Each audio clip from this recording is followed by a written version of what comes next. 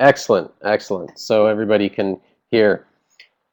Well, thank you for coming to this webinar. This is now, I think, the third or fourth webinar in the series. Today, I'm going to talk about third-party native libraries. I'll do a short introduction first. My name is Steve Hanna. Just in case this is your first time here, I work as a software engineer at Codename One and now evangelist too, putting on these presentations. So today I'm going to talk about building third-party native libraries, and what I'm talking about is Codename One libraries, the CN1 lib, when you want to include native functionality, and that native functionality requires some sort of third-party library. And you'll see this quite often in services that you sign up for. They'll provide an iOS SDK or an Android SDK if you want to include or embed their functionality into your app. Ad networks is a very common thing. You want to include a particular ad network in your app, then they'll have a specific SDK. And in today's tutorial, I'm going to go through the FreshDesk SDK, which is it's a service that allows you to embed a level of customer support into your application. As far as I could tell, it allows you to add sort of real-time chatting to get support in your app, or access to support tickets, just connecting to sort of a support desk. So to say. They might be able to describe it better, but they provide an Android and an iOS SDK. So in this tutorial, I'm just going to walk through how I made this library and talk about the common process that would be involved in making a library that uses third-party native components.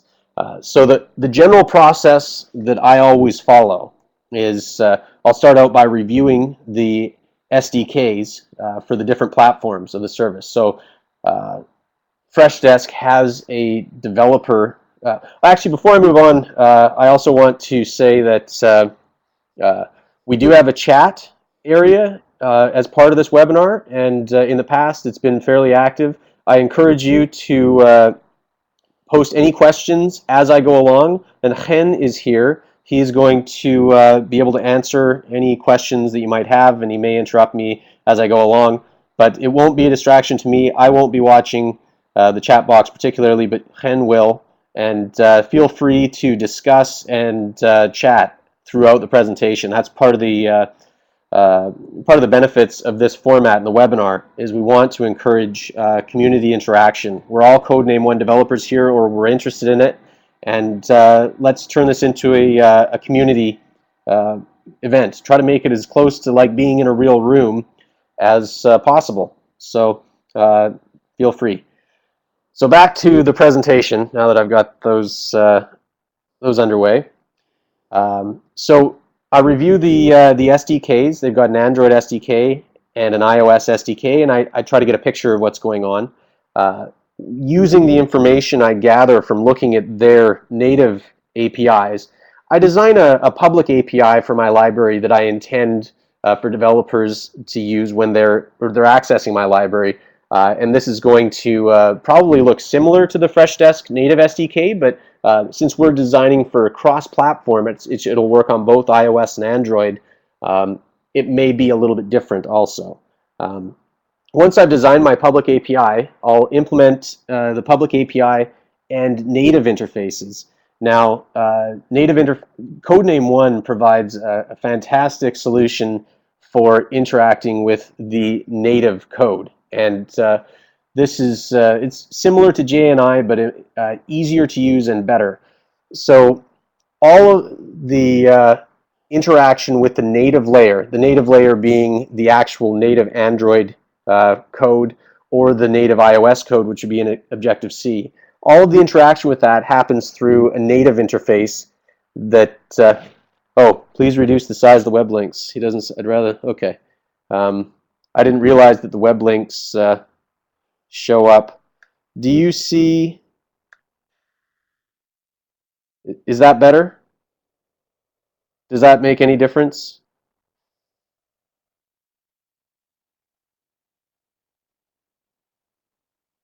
Move it up. So you actually see where I place these. Is that better? Great. Okay. Well, that's good. You can actually see those. I thought those were just notes for myself. Good to know. Okay. So I was talking about implementing the public API. So the public API is what you intend developers to interact with when they're using your library. Your public API internally is going to use native interfaces to interact with each platform. And that's basically just a Java interface with very specific rules so that you're working in pure Java inside your public API. Once you've designed your native interface, which is the specifics of how you're going to pass information back and forth from the Codename One layer into the native layer, then you'll dig down and implement the native interface on each platform.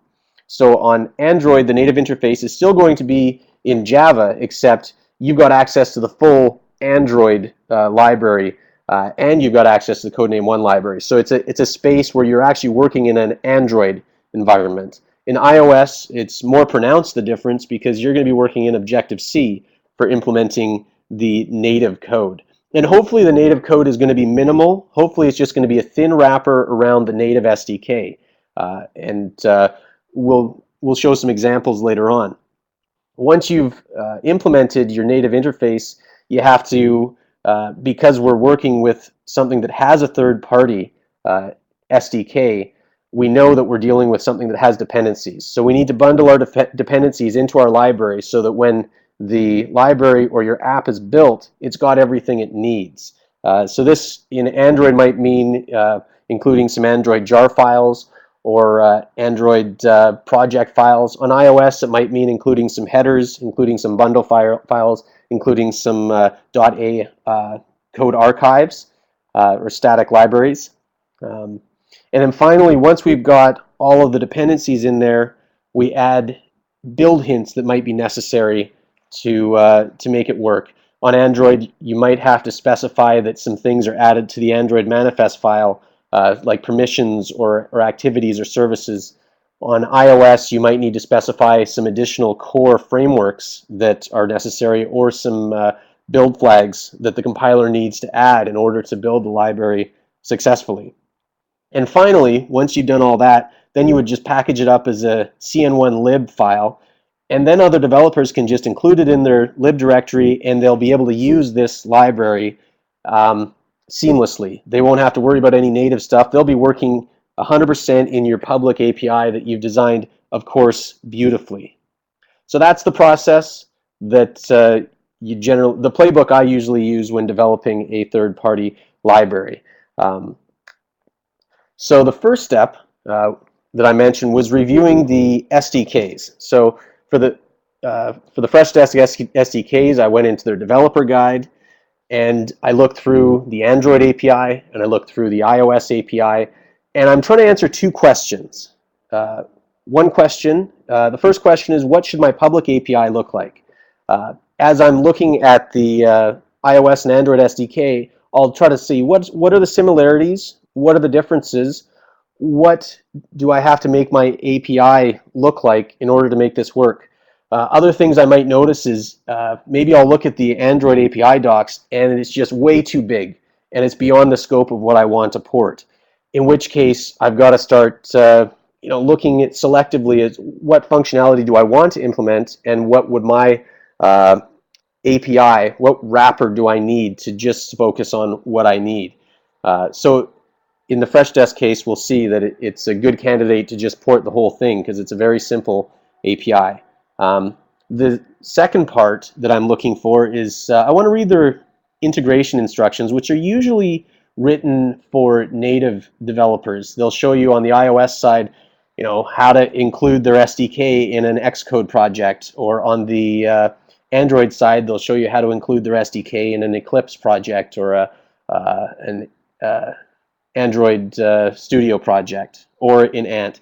So I want to look at that, and I want to see what's going to be involved to package their SDK into my library? Those are the two questions I'm asking. So let's take a look at the developer guide for the FreshDesk SDK, and I'm going to start sharing my screen here.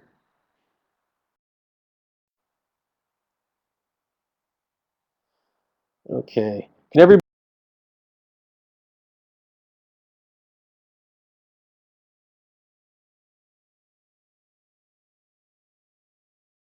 Let's take a look at the FreshDesk developers guide.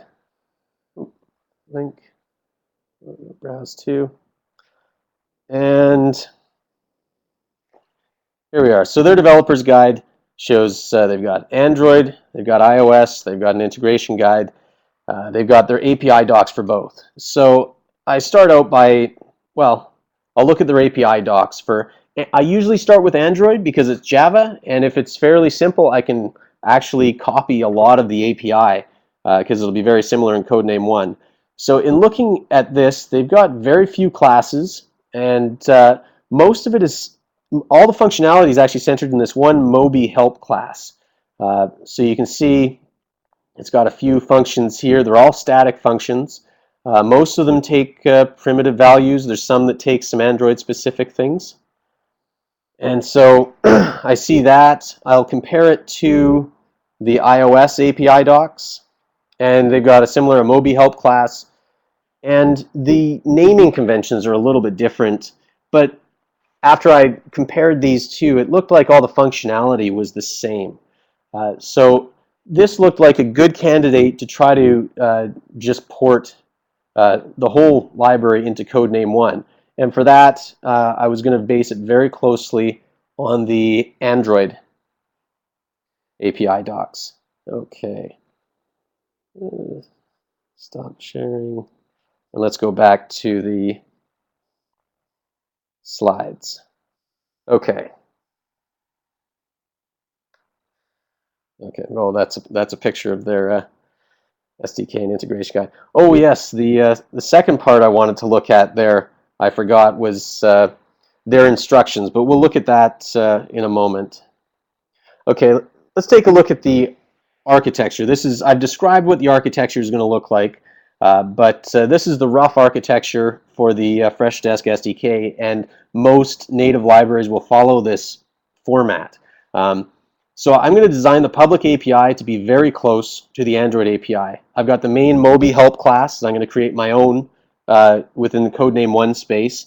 And then these other supporting classes are mostly just POJOs for passing information back and forth between Moby help. So these can easily be, the equivalents can be ported. There's one case with the unread updates callback that's actually sort of a special callback interface that will be used to call back from native.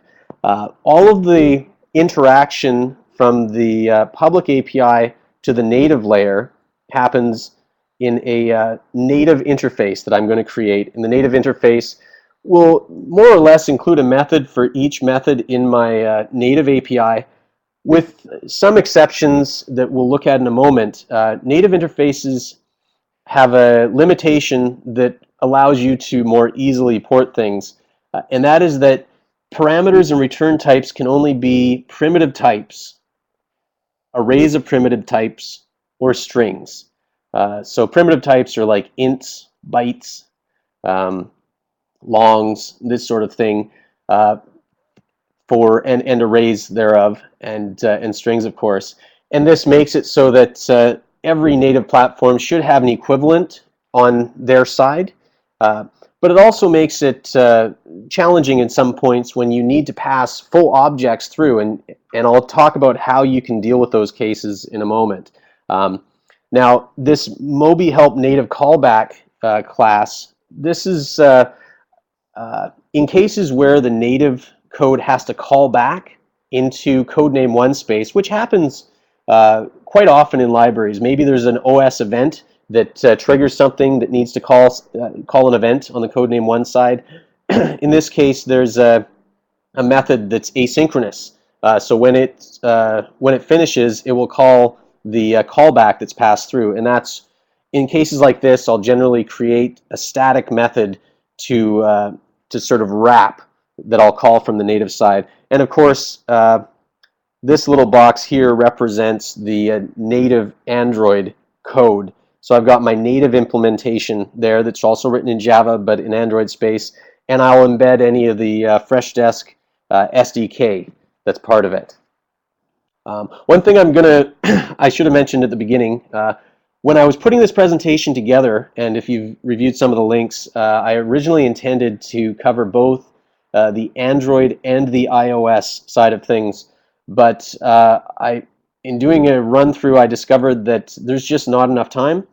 So I'm splitting this into two, and we're going to focus on the Android side of things today, and I'm going to cover the iOS side next time. Okay, so the next step, once I have reviewed the FreshDesk SDK that we talked about, is I want to implement the public API. And as I mentioned before, I'm going to mirror the Android API very closely. There's a link to the Java docs we've already taken a look at. Now, when we're going through the API, there's a couple of things we need to sort of be cognizant of when we're looking at the API, just to see what's going to translate well and what's not going to translate well. As I mentioned, native interfaces only accept primitive parameter types, so in some cases we might see some parameters that are more complex and can't be passed through directly. In addition, there's some parameters in the Android API that are Android specific. For example, a lot of methods that have to do with UI navigation will include the Android context class or the activity class, and these are not Codename One. These are not part of the Codename One library, so they can't be exposed in your public API.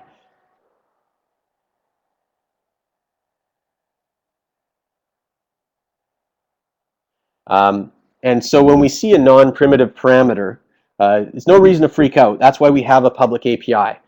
So the public API, in most of the time, we're hoping it's going to be a very thin wrapper around your native interface. But sometimes when you see that you need to pass a complex parameter that's not primitive, your public API may do some massaging of that data to ultimately be able to pass through a primitive type. And I use a few different strategies for doing this. So when I see a non-primitive parameter, like an array of strings, for example, that one of the methods might take, there's one of three strategies that I will follow. The first strategy is, in some cases, I just need to pass the data through. It doesn't need to retain a reference to the object.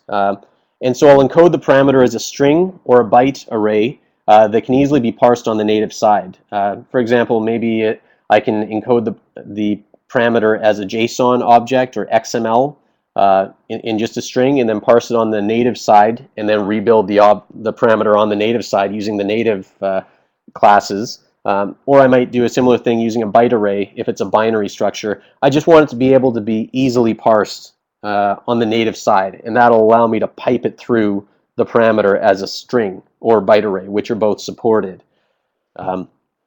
Another strategy I'll sometimes choose is I'll convert the parameter to an ID or token that can be passed and looked up later. I'm going to look at examples of all three of these strategies, but this strategy is handy if you actually do need a reference to the object, like in a callback situation, in which case I'll usually set up some sort of a map on the Codename One side where I'll store a reference to the object and map it to an ID. And then I'll just pass that ID, which might be a string or an integer, through the native interface. And then on the native layer, then we can use that ID to access the object again. And so this allows me to get around that limitation of only primitive types. The last thing I'll sometimes do is, in some cases, you're just passing an object that wraps together a bunch of primitive components. Like, for example, say you've got a user class that's passed as a parameter, and it's got a username property, which is a string, and a phone number property. And the API is expecting to receive a user class, just for convenience. Well, I might just, on the native interface, break that apart so that the native method takes the phone number and the username individually, and then my public API will take that user class, pipe through the individual parameters individually, and then on the native side, maybe I'll build it up into a native user class if there is one to do the rest. So as an example, in the FreshDesk API, there's a method called showSupport where you provide an array list of string tags. Supposedly it's to show just the support related to some particular tags. So my public API, I want to continue that. I want to allow users to call it with an array list of my tags. But the native method, what I've chosen to do is I change it to a function that takes the tags all as one string. I just merge the list of tags together as a single string, and I specify what the separator is, so that on the native side we can just take that string, use the separator, and split it to get our array list again. So that's a very simple string encoding that I use in this library. Now, the other case that we see a lot in this API is the context parameter, Android-specific parameters. We can't include this in our public API, obviously, because at the Codename One level, your users don't need to know anything. It's a black box. You don't need to know about any of the Android UI stuff. So in this case, the most common thing you're going to see is either the context or the activity, which is in Codename One apps, the whole application is one activity. Activity is pretty much any window in Android is treated as an activity, and that's how it communicates navigation back and forth between different forms, so to say. The entire Codename One app is engulfed in one single activity with a context. And we do provide a class called Android Native Util that gives you access to this activity. And this class is available only with the Android port, so it would only be available in your native Android code. But what this means is that any of the methods that take a context object as a parameter, we can just leave out of our public API, and then we'll inject it in the native layer, just using the Android Native Util. I'll show you an example of that in a moment. So here's an example. This is part of the native Android code when I'm implementing a native interface, and I've got I'm implementing the show solutions method, and some of this I'll talk about in a moment. But the key is that the native show solutions method takes that Android context, and our native interface did not have that context. As you can see, it's a 0arg function. And so I've just injected it in with, I've provided this private static method that's also part of the my native Android code that just calls the get application context to get the current context. So that's how we solve the problem of when you see things like context or activity, you can probably access the information you need at the native layer. The last example of the third strategy is using tokens. And in the FreshDesk SDK, I use this strategy when we're trying to pass a callback, like a runnable, or in this case, it was the callback that was used when we're doing an asynchronous call. So we can't pass that runnable or the callback through the native interface. So in this case, I created a utility class that allows me to register a callback and get the ID back for that callback. I pass the ID to the native layer. The native layer uses that ID then to call back into Codename One and call the callback when the time is right. So here's the example. The public API implementation uses my class that I set up to, it takes this unread updates callback parameter. We're looking at the top method right now. And I'm using a class that I created, Moby Help Native Callback, to register that callback, and that returns an integer callback ID that I can use later to reference. Then in my native interface, I just create a get unread count async. So it's the same thing, but it just passes an integer ID.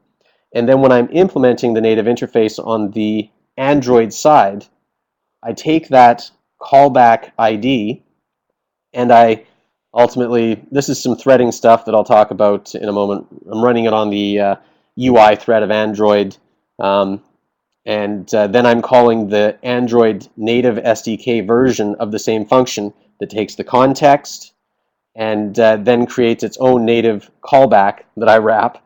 And then ultimately, I use the ID that was originally called, that callback ID, and pass it to the method fire unread updates callback.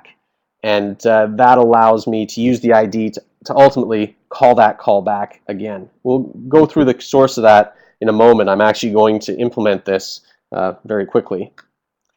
The next step, the next thing to think about is initialization. Now, one problem is that the FreshDesk SDK, the Android is written separately from iOS, and when you go through their web interface, and this is a very common way that SDKs work when you're going through an online service, is you create your Android apps separately from the iOS apps, and so you get a different application key for your Android app than you do for your iOS app, yet their API only includes one place to put the key in.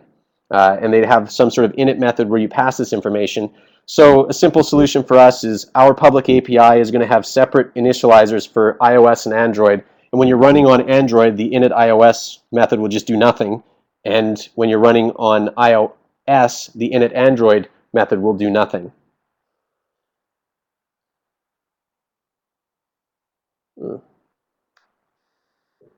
And the last thing I want to talk about is, before I actually implement this, necessary. I've talked about the native interface, I've talked about the public API, and I've just done some broad hand waving on how those all work together, in that the public API will call your native interface.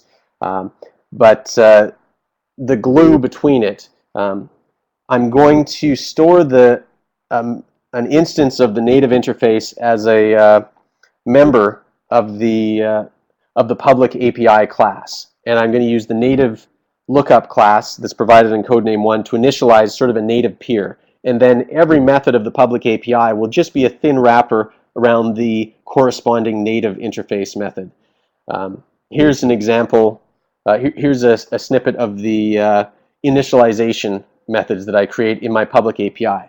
So my public API exposes the init Android and init iOS methods that take a Mobi help config. This is all Codename One level. I check the platform to see if we're in Android or iOS, and then I'll call initialization with the common initialization function. Now, if we look at the init method that's shared by both, this is where the native interface actually gets created. And we use the native lookup class in Codename One to create a member of our Mobi Help native class, which is the native interface that I define. I'll go through that soon. And once I've got my peer, then I call some of the methods that I've created on it, and ultimately I will initialize the native interface. And these are all implemented in the native layer. So this is how we're actually making calls into the native side of things. So let's actually get our hands dirty and implement it up to this point. And I'm going to cheat terribly by copying and pasting a lot of it, but I'm going to stop at the important points so you can actually see this process. So I'm going to share my screen here. Hopefully you can all see my screen. So I'm going to go into NetBeans. Oop, I was just doing an update in NetBeans, so I just have to start it up.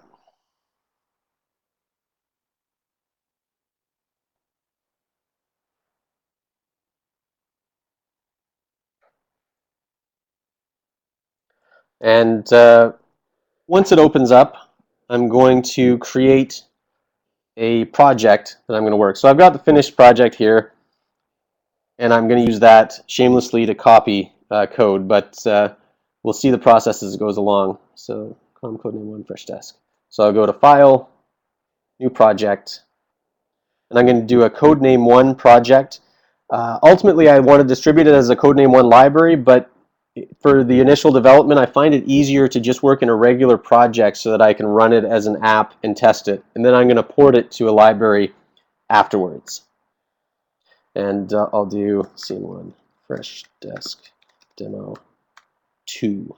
I'm going to do a Java 8 project because why not? So I'll go next. We've all seen this before.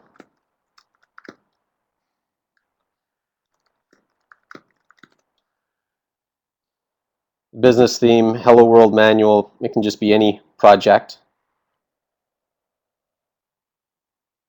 Okay, so I've got my basic project here, and I'm going to copy in the API, the public API that I did before, and we're just going to go through some of the code. Copy.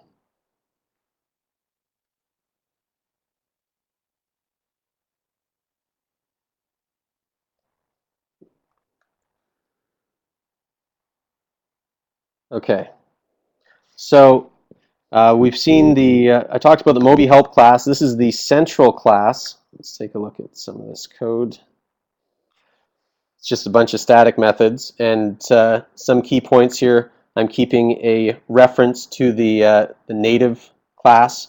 I provide a convenience method to check to see if it's supported on the current platform, and that just wraps around some of the functionality that's built into native methods. I've got a number of wrapper methods, and the simple ones, here's an example of a simple wrapper from the public API to the native interface. These already take just primitive values and strings, so it's just a thin wrapper. I call the corresponding method in the native interface. Here's an example, this get unread count async. This is an example of where I use that strategy of creating a token. We looked at this method before. I'm going to look at it in a little bit more detail right now because it takes this unread updates callback, and we'll take a look at that interface. It's just an interface that provides one method. OnResult takes a status and some sort of count, and this callback is presumably called asynchronously. So I created this Moby Help native callback class. We take a look at this class and how I'm registering the callback. So I've got two static methods. I've got one register unread updates callback. This is where I pass a callback. It stores it in a hash table, assigns it to an ID, and then I just return that integer ID back to the caller. The second part is what is used on the native side to actually call this this callback.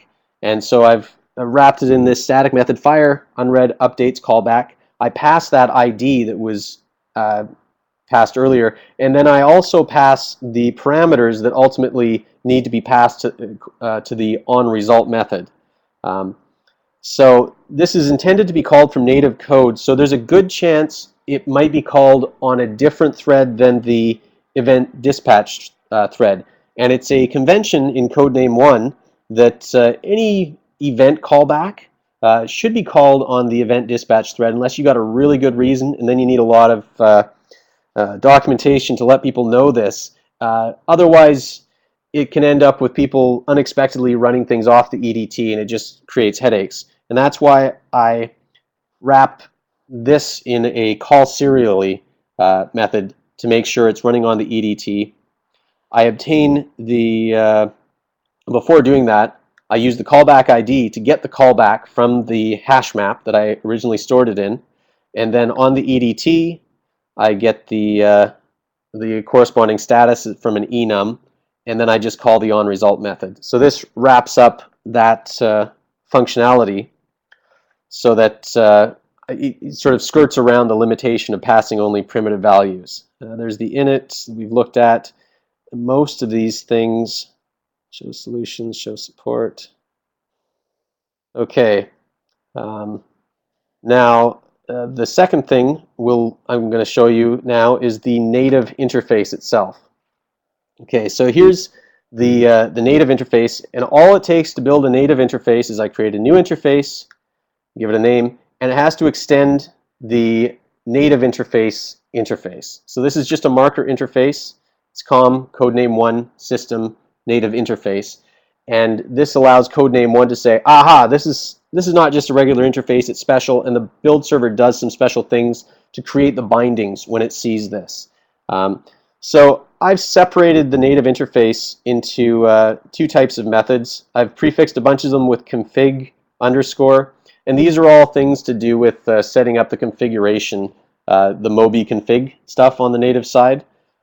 And then there's the other ones that are just the regular methods that do something. Add custom data. These all correspond to methods in the Android native SDK, and they have thin wrappers in our own public API.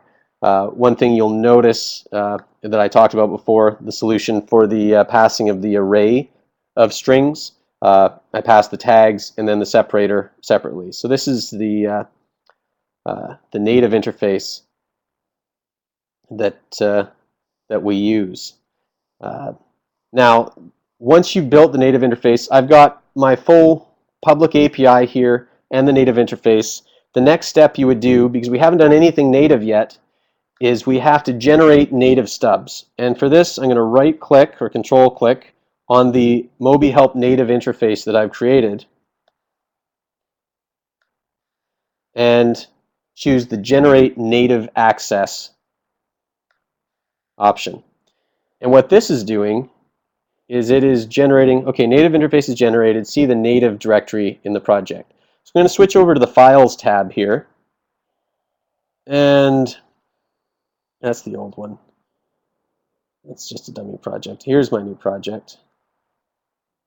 And I've got a native directory now, and you'll see that there's folders for each platform type here. I'm really only concerned right now with iOS and Android. But let's see what it generated. So in Android, it's got its own class path underneath the Android directory, and this is where all the native code will be. So we'll look at this native stub. It's generated just stubs that really don't do anything, but for each method in my native interface. It's already done half the work for me here.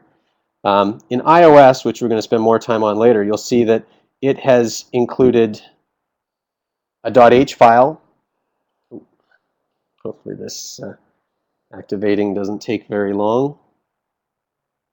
They want to cancel it. Okay, there we go. So it's got a .h file that's very similar.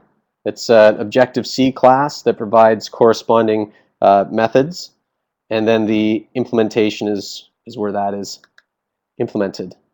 Right now they're just stubs. They're not actually implemented as anything in particular. Okay, so I'm now going to copy my, oh actually, let's see. Yes, I'm now going to copy my native implementation of Android. Oh, where is it? Native directory, Android. Okay, so here's, after some work, what the native implementation will look like. Okay, so I just basically implement each method. I've done a little bit of work here to defer the creation of the config property. I'm not going to spend too much time on talking about that. Here's the method where I call the Android native util to get the context. I do a similar thing to get the activity in cases where I need the activity. So here's a case, the show feedback with args. On the public API, it's actually getting past a feedback request object. And we've broken that up into the two string parameters, and on the native side, we're rebuilding the feedback request subject and description. This is one of the strategies that we use for parsing out a compound object into its individual components. And then we ultimately call the native method. Now in places, you'll see this a lot in Android, and this is just sort of a precaution. Anytime it looks like something is going to be working on the Android user interface, it probably needs to run on Android's version of the event dispatch thread.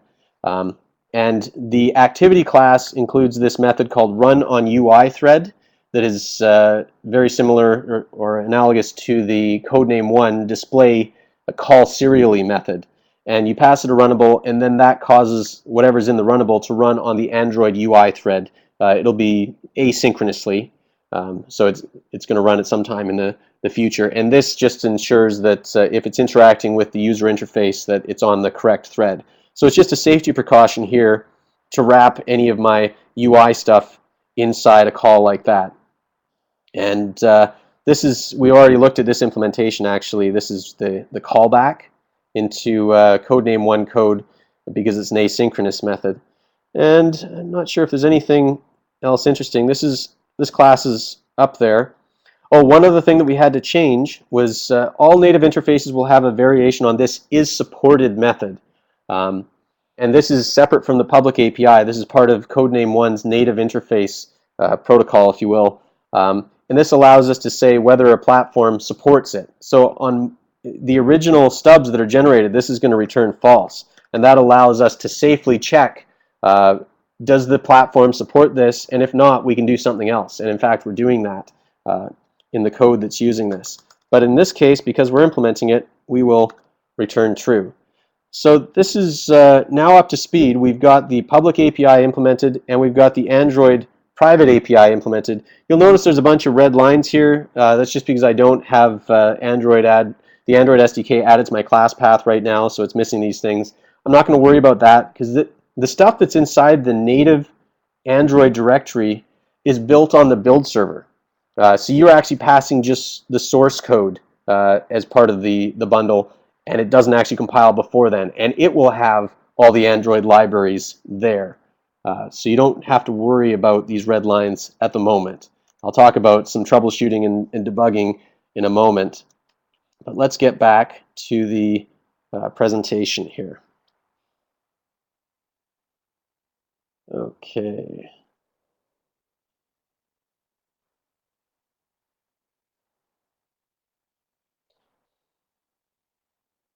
Okay, so now that we've got all the code written, the last step is bundling the native SDKs. A simple way of looking at this is we just have to copy all of the third-party dependencies into the native Android directory. The long version is that, well, if they've got jar file dependencies like native Android jar files, yeah, we copy those jar files into the native Android directory. But in other cases where it might be libraries that include GUI XML resources inside it, those will generally be distributed as an Eclipse or Android Studio project, and we need to zip those up and change the extension to .and_lib. And this tells the server that, this is an Android library, and it knows what to do with it. Alternatively, there's another format that Google uses called .aar, and you can pass those directly also into your native Android directory. So in the FreshDesk SDK example, their SDK is distributed as an Eclipse or Android Studio project. It's actually just like a zipped up folder of the project. And it has some dependencies, and this is where it gets a little bit more complicated. It depends on the appcompat v7 library, which is part of the Android support library. And that can be downloaded through the Android SDK manager. And that itself depends on another library. Now we have to include these libraries as well. So part of the trickiest part for me was finding the right version of that library.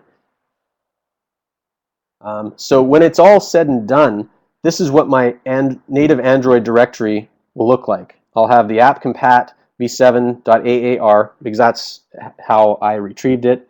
The Mobi Help API as an Android library. That's basically a zip file with the extension changed.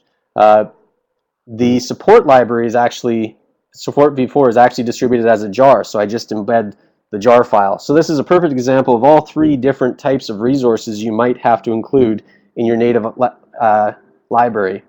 And then the last part is just this COM. That's your folder, COM, FreshDesk. That's where the native code resides.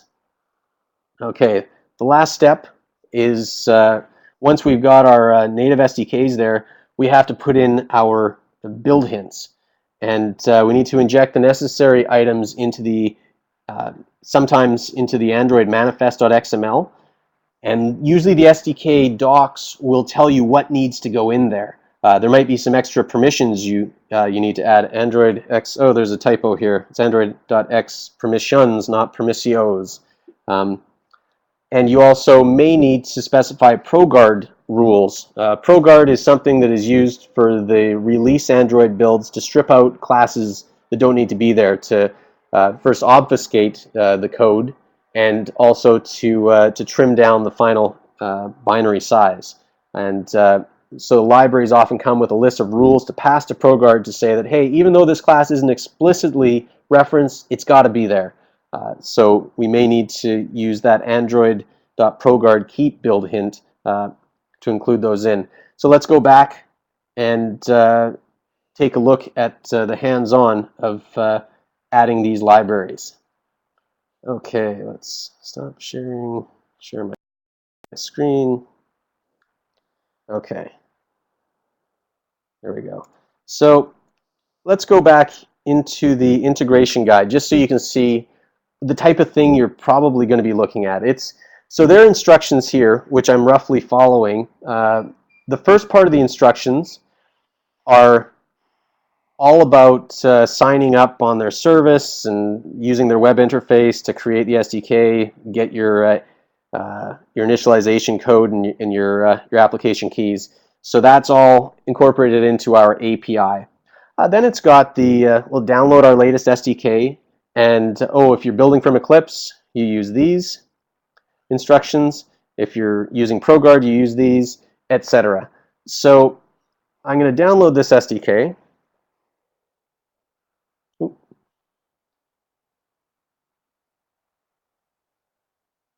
So let's take a look at this. Showing Finder.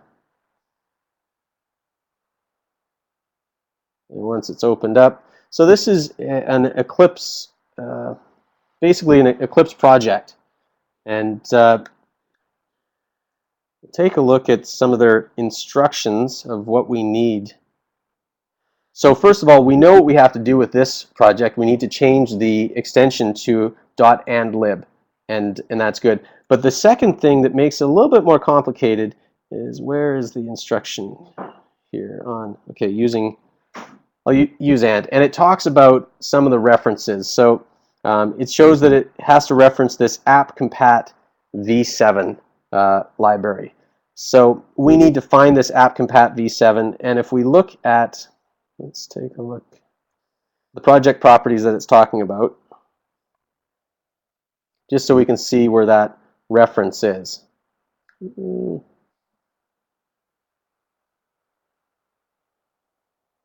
that open? Okay, so here's the reference. So it's expecting the appcompat v7 library to be located in the parent directory and with the name appcompat_v7. And one other thing in their hints, it needs to be 19.0 plus. And after doing some research, I found that this was part of the Android support library. I just downloaded it through the Android SDK manager, and I'm going to go into the command line here to start looking through and see where it downloaded it to. This is my general solution here.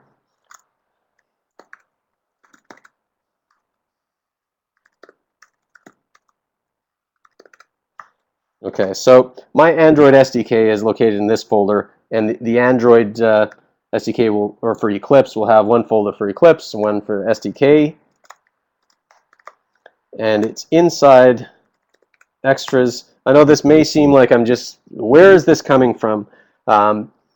It came from a little bit of Googling. In the tutorial, I show the instructions for this library of how to download it. I'm going to skip a few steps here, but just trust me that it's not very hard to find these locations. So in extras, Android,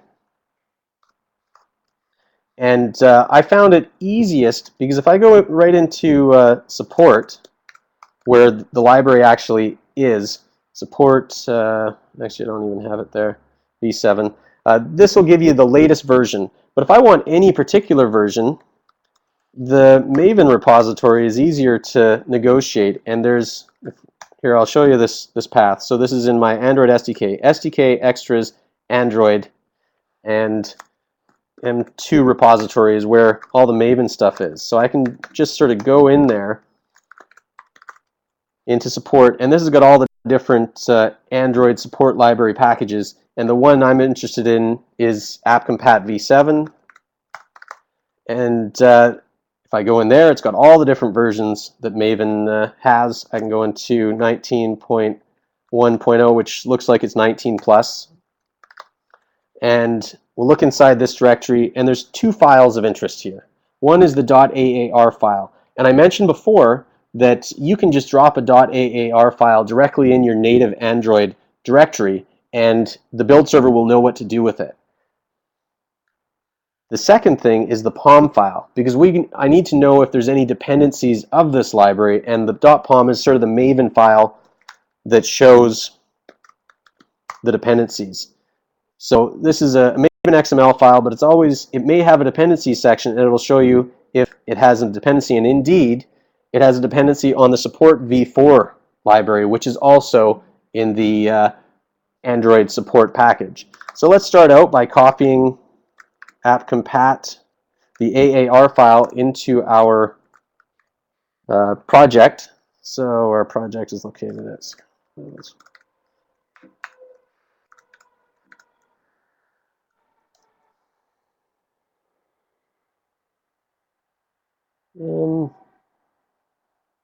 that the right place? No, I'm just going to copy it to the desktop, and I'll figure that out later.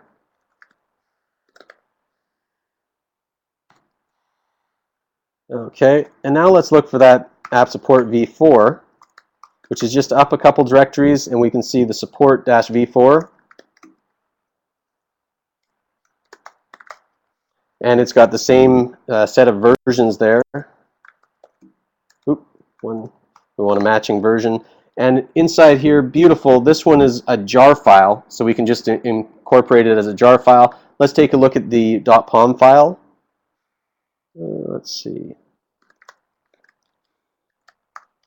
And this doesn't have a dependencies list, so the support v4 has no dependencies. We can just copy that to our desktop. Okay, and now I'll copy from the desktop into my native Android directory. And one last thing that I'm pretty sure is necessary, because the dependency on appcompat v7 specified that it was located at appcompat _ v7.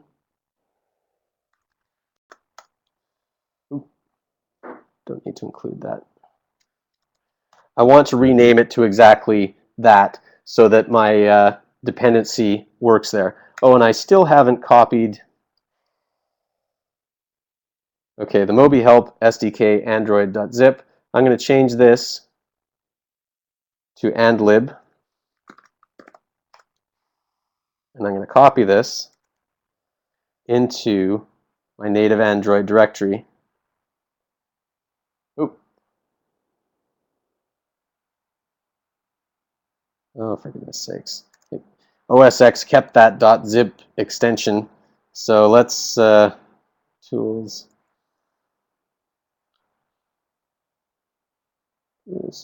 show and finder. Where are we? Shared NetBeans. Okay, so that's what it is. I'm going to rename it through the command line just because that's how I. Well, actually, let's native Android. Give it a chance here. Get rid of that zip. Okay, did that take care of it? To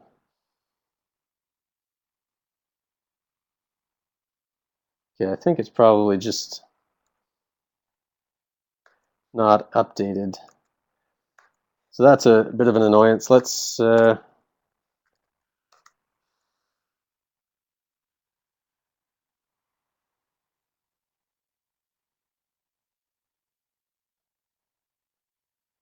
Sorry for the delay here, folks. I'm just going to make sure I've got everything set up here. There we go. I'm just trying to get this on the command line so I can see definitively whether it's named right. So OS X still named it wrong. I'm going to change it.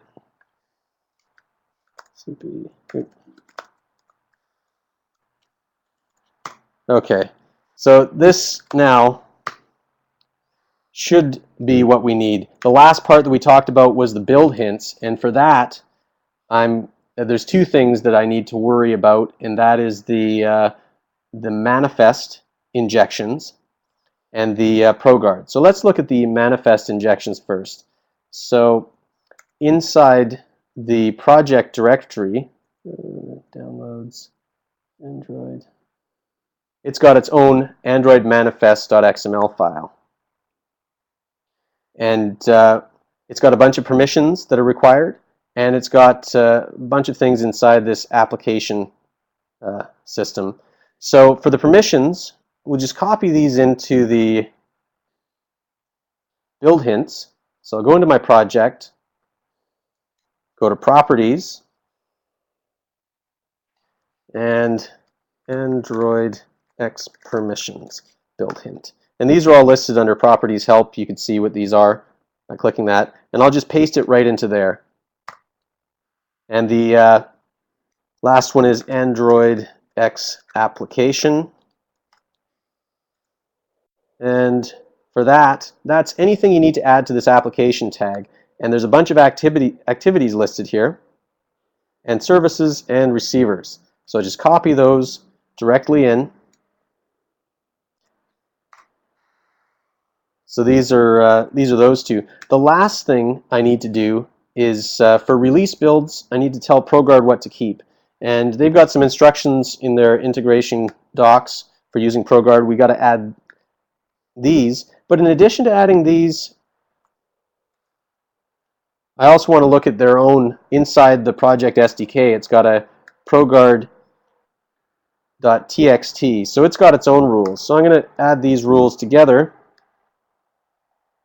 Copy and paste into Android ProGuard keep. Okay, so that should be our build hints good to go. I believe this should now be buildable on the build server. I'm not going to do that right now. So let's get back into the presentation.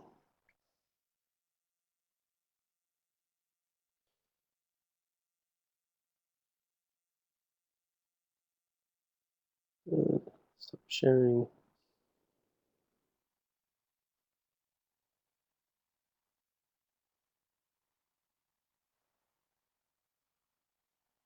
And just going to talk briefly about the if you run into problems, because this assumes that everything works out perfectly, but everything probably won't work out perfectly. So what I often do is I'll hit the include source option in the build hints, and this is under properties, and then it'll download the project as a something that you can work on in Eclipse or Android Studio, and you can debug right in there. Because of a limited time, I'm not going to go through that today. I may go through it next time. The last step is to package it up as a cn1 lib file. And once again, I've pushed the time to the end, but the general process, rather than actually going through this, the general process, first of all, I created it as a regular project for convenience so that I can run it and test it, because I made a little test thing as an application.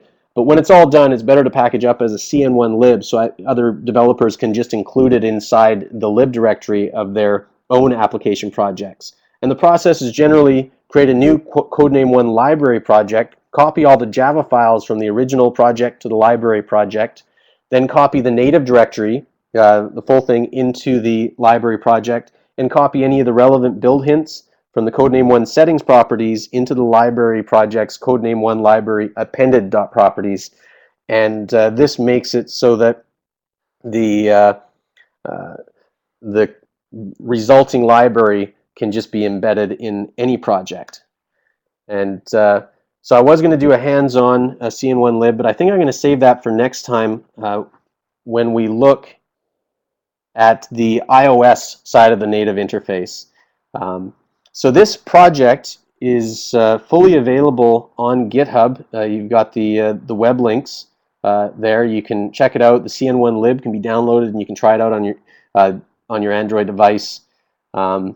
It's not all that well tested yet. There's a few functions that I haven't covered yet, but the idea is there. You should be able to go through this, and I strongly encourage you to look around for SDKs that you want to use in your projects and challenge yourself. Try to build a third-party wrapper library around the SDK, because there's tons of them out there, and it's not that hard to do. Once you get in the swing of things, you just go through steps 1 through 6, and at the end of it, you've got a library that you can at least reuse yourself, and even better, possibly share with the community to make Codename One that much richer. If you want to build a third-party library or wrap around something, also post on the forum, or let me know, let us know, and we might be able to offer some guidance and direction to get you there. That's going to be the end of this presentation. I thank you for coming to this this webinar.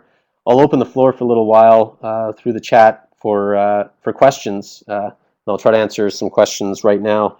Does anybody have any questions? Anything they want to talk about?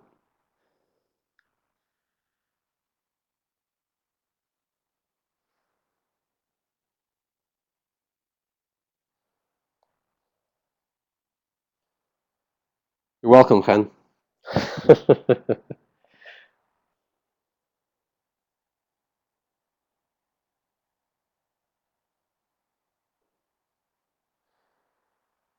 So I know this presentation was a little bit less hands-on than previous presentations. I'll be curious to get feedback on what, especially if you've attended before in the style of presentation where we actually just go through step by step and build a project, versus something that's a little bit more slides based like this. What your preferences are, what you found worked for you, and if you have any requests.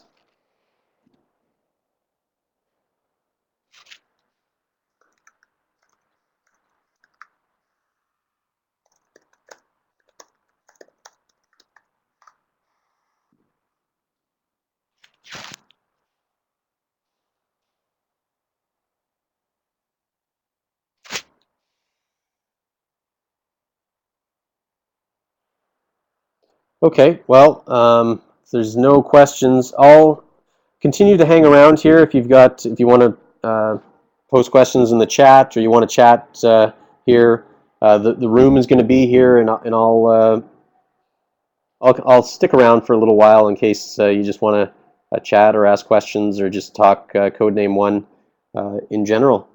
Thank you, everybody, for coming.